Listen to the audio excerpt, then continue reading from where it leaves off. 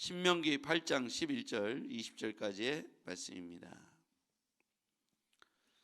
내가 오늘 내게 명하는 여호와의 명령과 법도와 규례를 지키지 아니하고 내 하나님 여호와를 잊어버리지 않도록 삼갈지어다.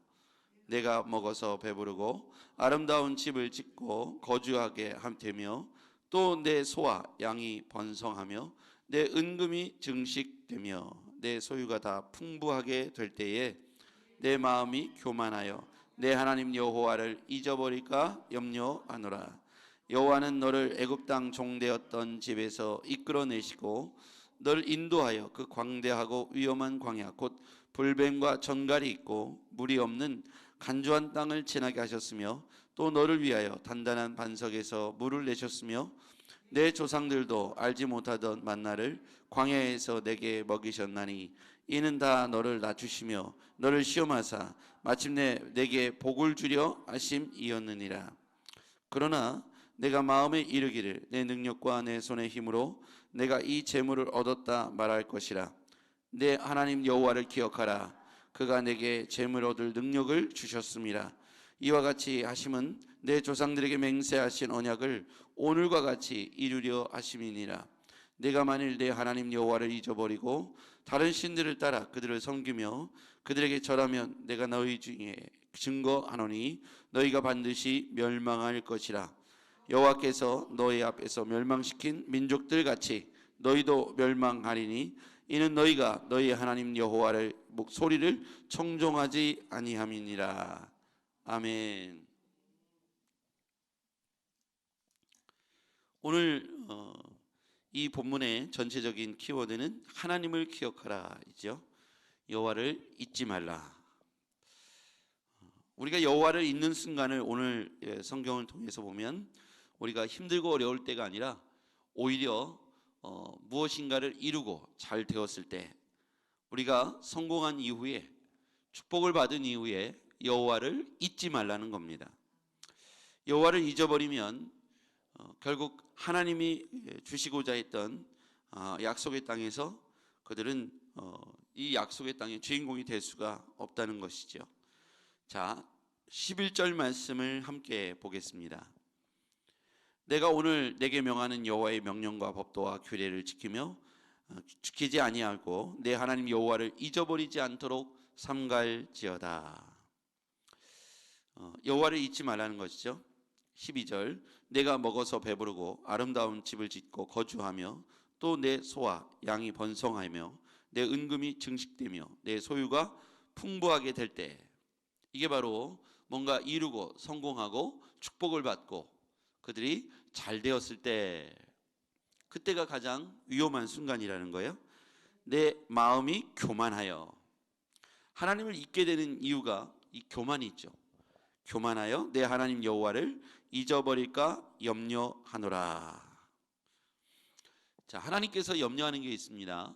이스라엘 백성들이 축복의 땅에 들어가서 뭔가 잘 되고 복을 받고 축복을 경험한 이후에 하나님을 잊어버릴까 봐, 마음이 교만해서 하나님을 잊어버릴까 봐 그 잊어버림에 대해서 경고하고 있는 거예요.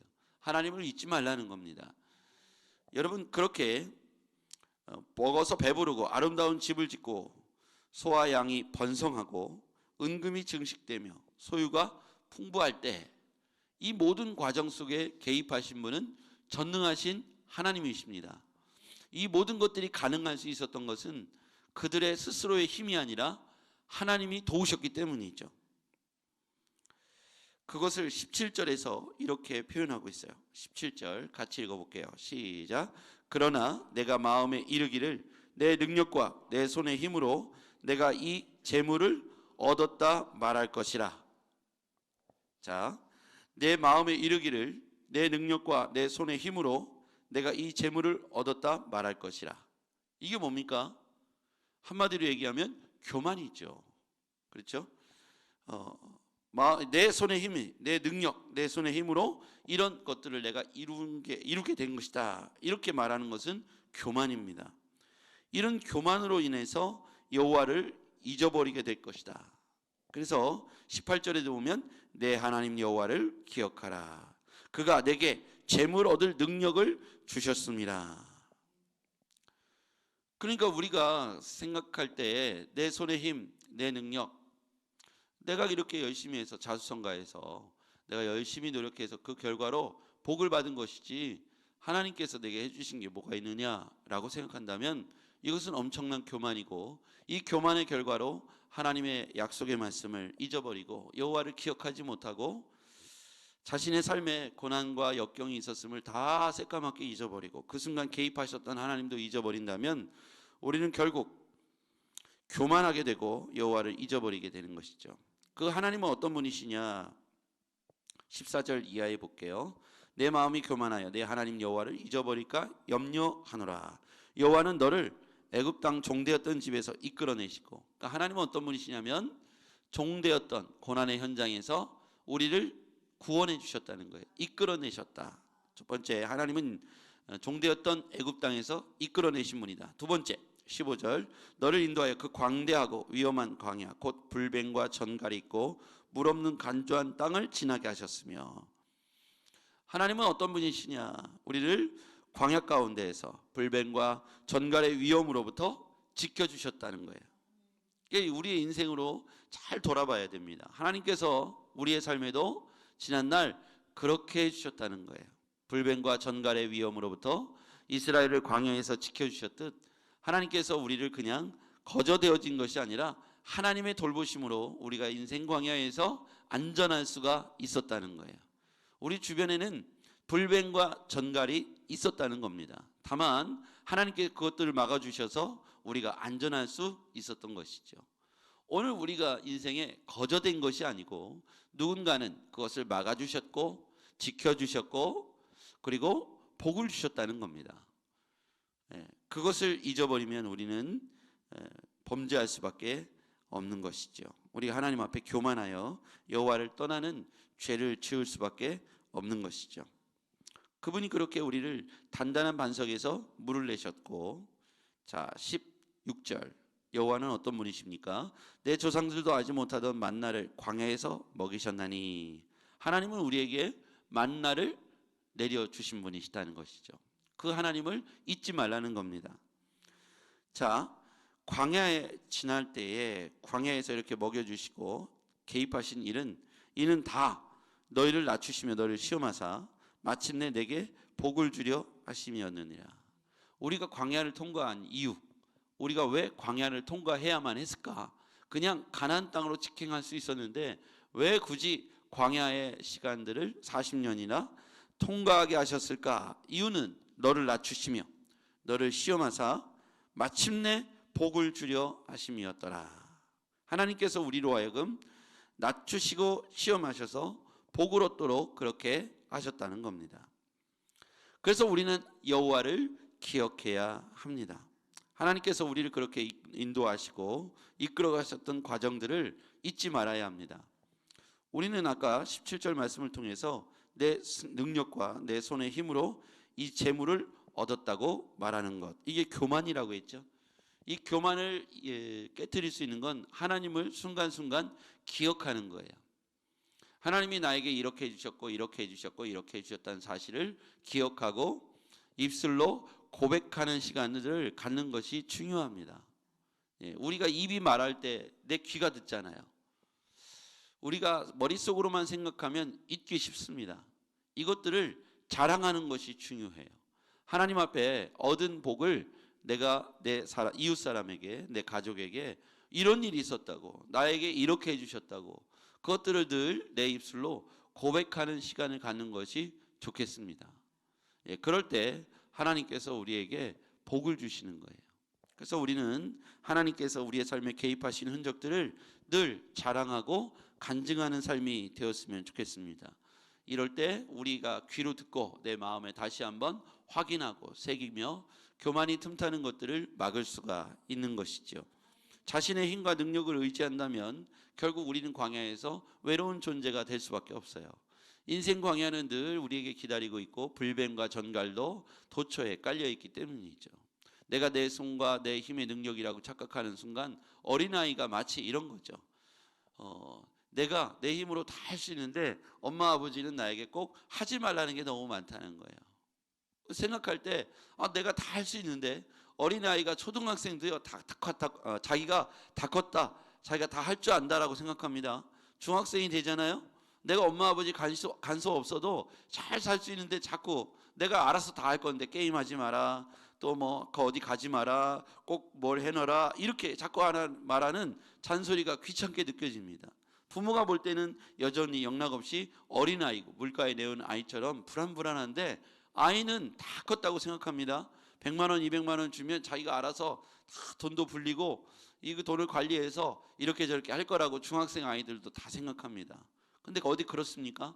세상이 알지 못하는 고난과 불변과 전갈 같은 것들이 도처에 깔려 있잖아요. 아이가 다 컸다고 생각해도 세상에 그런 것들이 늘 염려와 걱정입니다. 80을 잡수신 어르신이 50대 아들을 걱정하는 것과 똑같은 거예요. 하나님 편에서 볼 때는 어린아이고 부족한 사람인데 여전히 자기는 다 컸다, 다 할 수 있다 생각합니다. 제가 50이 넘고 보니까 제 인생에 제 힘으로 되지 않는 게 훨씬 더 많더라고요. 누군가 나를 도와주면 좋겠다는 순간들이 굉장히 많습니다. 그래서 우리는 인생 광야를 지날 때 성숙하다, 다 되었다 이렇게 말할 수 있는 사람이 과연 누가 있겠습니까? 하나님의 도우심은 우리가 저 천국으로 가는 그날까지 불변과 전갈은 옆에 있을 것이고, 전능하신 하나님의 오른손의 도우심은 우리가 마지막 눈을 감는 그 순간까지도 우리는 구할 수밖에 없는, 우린 연약한 인간이기 때문이죠. 우리는 그래서 하나님의 말씀을 들어야 합니다. 20절, 멸망하지 않는 방법이 있어요. 20절 시작. 여호와께서 너희 앞에서 멸망시키신 민족들 같이 너희도 멸망하리니 이는 너희가 너희 하나님 여호와의 소리를 청종하지 아니함이니라. 한마디로 얘기하면 부모님 말씀 안 듣고 마음대로 살더니 거봐라 그렇게 될 줄 알았어, 이런 말씀이잖아요. 우리가 여호와의 목소리를 귀찮게 잔소리로 여기면 안 됩니다. 여러분, 우리가 이 신명기의 말씀을 어제 본문, 엊그제 본문 보면 계속해서 반복되는 말씀이에요. 뭐가 반복되냐면 교만하지 마라, 우상 숭배하지 마라, 여호와를 기억해라. 이 말씀이 어제도 똑같이 나왔어요. 엊그제도 나왔어요. 그럼 뭐예요? 지금 이쯤 들으면 하나님 이제 그만 잔소리 하세요, 이렇게 할 것 같아요. 그렇죠? 어제도 똑같은 말씀이었고요. 기억하라는 거예요. 그리고 이 우상 숭배에 빠지지 말라는 거예요. 어떤 형상도 만들지 말라는 거예요.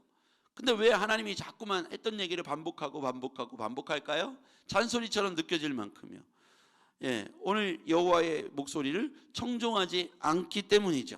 하나님의 말씀을 귀찮게 여기고 업신여기기 때문입니다. 하나님이 그렇게 하신 이유는 광야를 통과하고 우리를 낮춰 약속의 땅으로 인도하시기 위함이고요. 그리고 우리 마음에 이르기를 내 손과 내 힘의 능력으로 이제까지 재물을 얻었다, 이렇게 말하는 사람들에게 하나님은 무슨 말씀을 하시는 겁니까? 나의 은혜로, 모든 것이 주의 은혜입니다. 이 말을 빼먹은 거예요. 그렇죠? 내 힘과 내 손의 능력으로 되었다라고 말할 때 하나님의 은혜로 되어진 것을 우리가 잊어버렸다는 사실이죠.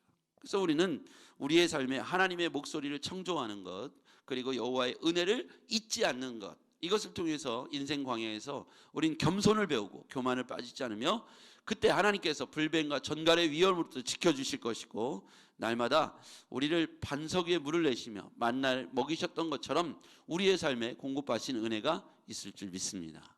기도하겠습니다.